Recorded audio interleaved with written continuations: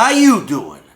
The other day I was sitting on the couch with my daughter. We were looking for something to watch on Netflix because you know how hard that is. And we came across this documentary called Inside The Manosphere. It was hosted by this documentarian guy named Louis Theroux, a very frail older gentleman that looks like a lesbian. And he was interviewing these male influencers or misogynistic influencers looking for clicks to make money off young men's minds. You know, people like Andrew Tate and Justin Waller, Sneeko, Zoran Khan, Myron Gaines, and my favorite, Tiki Taki.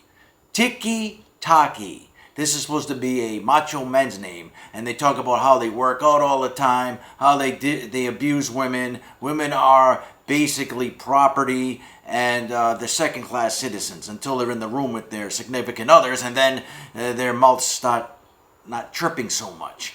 Anyway, these are the results of the feminist movement, because the feminists are just as bad as these people like Andrew Tate.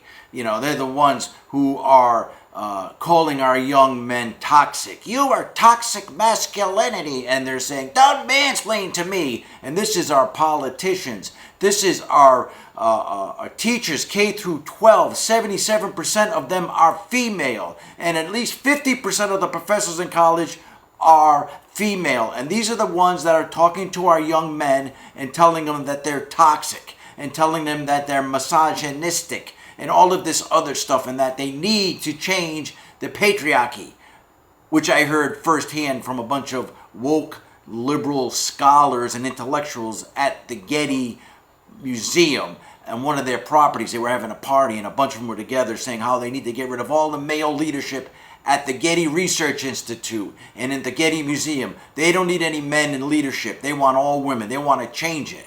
And they want to, no more mansplaining. That's what they want. You know, so young men are looking for a role model. They are looking for a mentor. And this is what they get. They get these knuckleheads on social media trying to make money, driving around in Lamborghinis that they rent, living in very expensive apartments, which they rent. They don't own any of it, showing that how treating women and being a alpha male, they can be successful and have tons of women, and their girlfriends or wives will be okay with them having sex with other women. So this is not what we want for our young people. We want to be teaching them, our young men, we want to be teaching them about integrity, about empathy, about taking responsibility, about how to have class and respect, how to be a gentleman, and how to treat women properly, like ladies. I know there are a percentage of women that like to be treated like that, like crap,